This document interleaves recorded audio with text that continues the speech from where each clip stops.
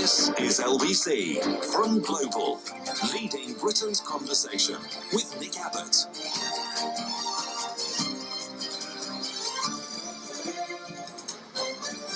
Well, if the Met Police wants to repair its reputation this year, it has not had the best of starts in doing so. Earlier today, the force's Twitter account shared a video of officers carrying out what they called random drug swabs at bars and nightclubs around Shoreditch in East London. It later claimed that the people doing these swabs were doing so voluntarily, and argued that this approach was all about trying to keep people safe. But surely most people, when faced with a police officer who thrusts a drug test in their direction, will at least think twice before refusing to do such a test. A lot of people wouldn't even be aware that they have the legal right to refuse to do such a test if the police officer has not got any hard evidence that they've been using drugs. So who is this actually keeping safe? Isn't this ultimately another front in the pointless war on drugs? Let's talk about this now with Matt Southwell, who is the project manager for the European Network of People Who Use Drugs. Evening, Matt. Hey, Nick, how are you doing? Good, thanks. It's on the face of it, what the Met Police are saying is they're just trying to keep people safe. What do you think about that? I think the Met are choosing the wrong type of drug checking. I mean, what we've seen is that where we offer drug checking in spaces where people are using illicit substances, it can really drive down drug-related incidents because drug checking helps people understand what drugs they're taking. When the police are swabbing people's hands, they're just exposing people and shaming people, and it often has an effect of getting people to take drugs very rapidly as they see the police checking people ahead of them. So it's actually a very counterproductive strategy that does more harm than good. Yeah, what you're talking about is if somebody has a pill or something like that and they want to be sure of its contents before they take it, then they'll take it to the desk, and these things have been set up in various places before, in festivals and so on, and there'll be a small amount taken, and if it's safe, they'll give it back, and if it's rat poison, they'll take it away. But that's not what's happening here, is it? It was actually the police insisting, I mean, they said it's random and it was voluntary and so on, but not really. They were set up outside a few clubs and insisted that to get in the club, you had to be tested to see if you'd taken drugs. Yeah. And basically what it's doing is it's exposing you and shaming you rather than educating people. And it creates a barrier between police and young people. We've seen lots of concern about the safety of young women in the nighttime economy. The last thing we need to be doing is fracturing the relationship between young people out on a night out and the police. We want people to be able to turn to the police when they're in trouble. This type of initiative just drives a wedge between the police and young people who need their support.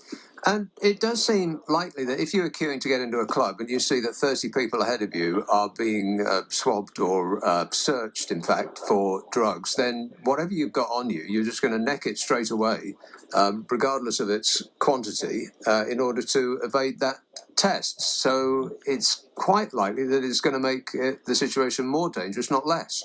Yeah, that's absolutely right, Nick. I mean, I remember talking to Dutch police at a nighttime economy conference, and the police said, look, the problem that they had was that they stood on the door of Dutch nightclubs to play a public safety role.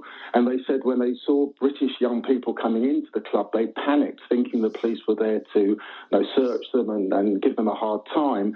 So they swallowed the pills, and the Dutch police were saying, no, please tell your peers that actually we're here to help.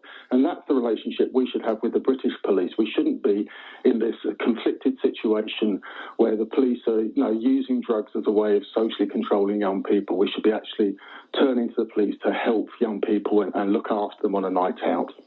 It is a sort of microcosm, isn't it, of the sort of war on drugs, as they insist on calling it, in general, in that rather than making the situation for people safer, the entire war has actually created stronger drugs, more dangerous drugs. It's allowed people to put poison in drugs without being checked in any way. It's put the entire business into the hands of criminals who are the last people that you should be trusting on something that you don't know what you've taken until you've taken it.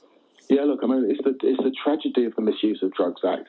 It's everything that they warned us that drugs would do. Now, these are dangerous drugs, they kill you, whatnot. That didn't used to be the case, but now it has become the case because the constant pressing down on precursors and banning precursors has meant that we end up with more and more dangerous forms of drugs. So all the predictions that we've had made about drugs have actually come true. But the cause of this is prohibition, not the drugs themselves. If we could actually leave the drugs alone and actually have regulated, controlled drugs and actually move people who use drugs out of the criminal environment, then we could start to have a sensible discussion about drug checking, about public health, about public safety, and about learning to manage some of the challenges that do go with drugs. You know, a lot of people say, well, the thing that we need to, the reason that we need to continue this war is because marijuana, for instance, let's take that. The strength of marijuana is much greater than it was in the 1960s, and that is something we need to crack down on. But is it not the case that marijuana is only stronger now because of the fact that it is illegal? Yeah, look, if you ask organised crime to manage drugs for us and to manage quality control, we end up with terrible aberrations like heroin being cut with fentanyl, like cannabis that is designed to have no strength, enhanced psychotic properties. But actually, when you allow drugs to be managed by people who actually are part of that culture, who are committed to using those drugs themselves, who are focused on public health and well-being and enjoyment, that creates a whole different type of dialogue. And we want to be buying drugs from the equivalent of organic butchers, not from off the back of a lorry, behind in a dodgy car park, which is where we currently are. Is this country going in the opposite direction to, say, the rest of Europe? Yeah, look, it's really disappointing. I'm working for the European Network of People Who Use Drugs. I sit in the processes at the European Union and really watching the European Union in many cases now going in a very, very different direction on drugs.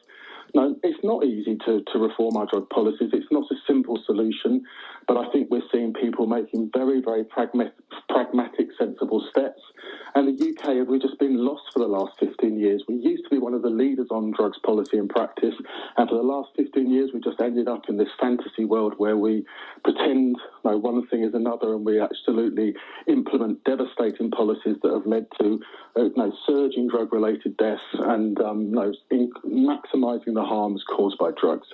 Do you think it's just essentially winning a cheap political point with the supporters of the regime, in that the people that vote for the Conservative Party, for instance, tend to be older.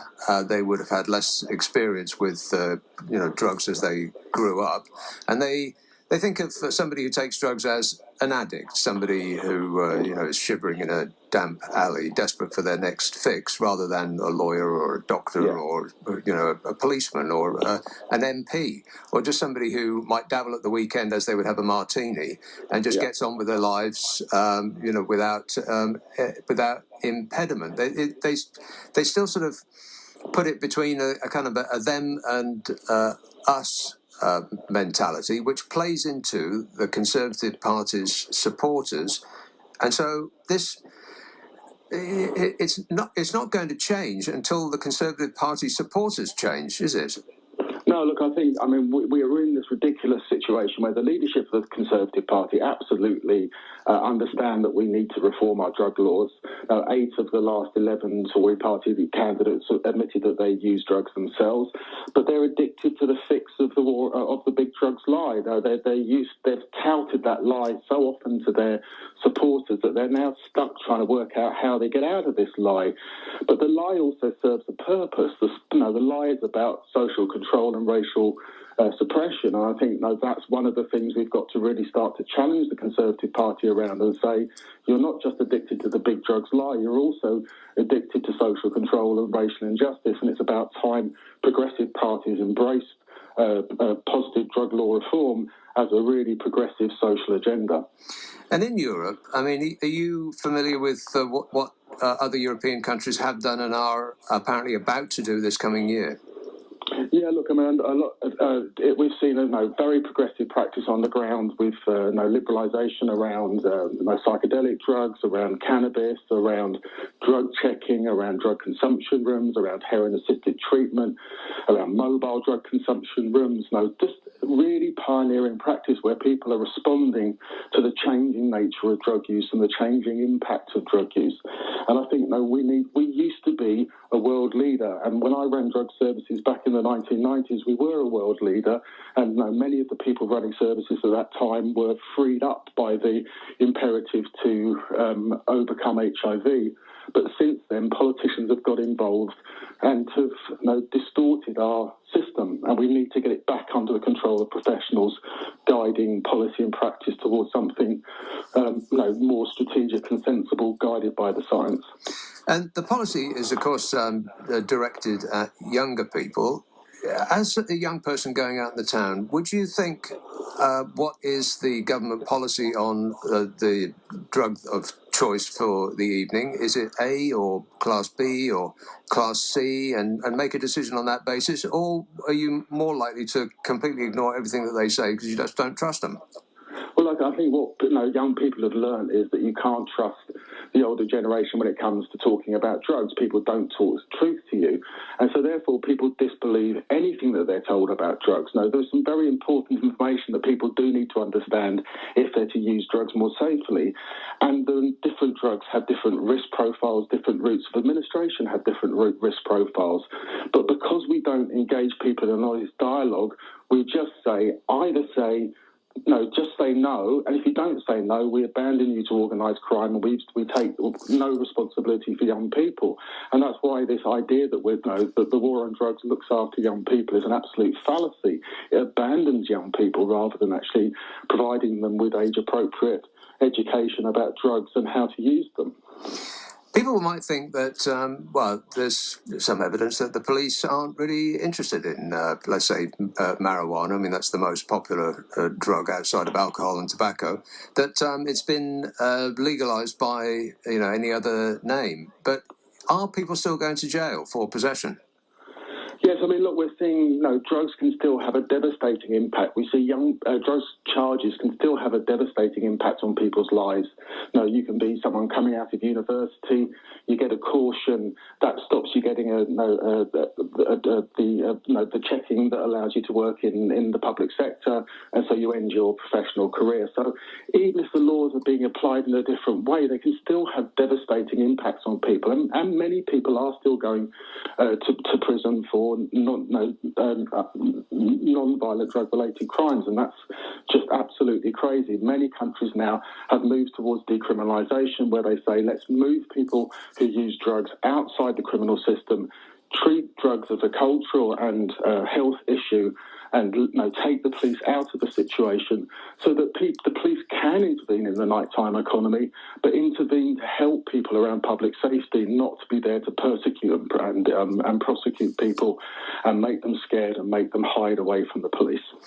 Now, people might think that if you legalise drugs, then more people are going to take drugs and the crime rate will naturally go up. What's been the experience with countries that have already gone down this path? Yeah, look, I mean, Portugal that went down the road of decriminalisation found it doubled the numbers of people coming into treatment, and it halved the numbers of people getting HIV. It allows for a different discourse about drugs because you can start to manage drugs. Nightclubs can actually start to put in place public health measures like cold water, like having security guards who are trained in first aid. It can actually do things to help people without thinking that they're somehow going to be incriminated by supporting people who are using their clubs and maybe taking substances in their clubs. That's the real shift, is it allows a different type of discourse, and it takes the fear out of that situation. Now, that process of going out on a night out and taking drugs, constantly looking over your shoulder, constantly being fearful, constantly risking exposure, that is not the basis to help young people have a safe and secure night out, particularly with this pattern of drug spiking that we've seen going on in some club settings. All right, thanks, Matt. That's Matt Southwell, who is the project manager for the European Network of People Who Use Drugs. So how does this sit with you, then? It seems an extraordinary development, really. I guess it's nothing new. It's Priti Patel's tough guy stance on the war on drugs is being revivified, because if at first you don't succeed, keep doing the same thing over and over, because that will work. Kind of depressing, really, that we're still plugging away at this, that they think that that this is what the public want. They can't possibly still think that they're going to win this comical war on drugs, that they're prosecuting it because that's what they think you want. Well, do you? 0345 6060 973 Nick Abbott, LBC. This is LBC.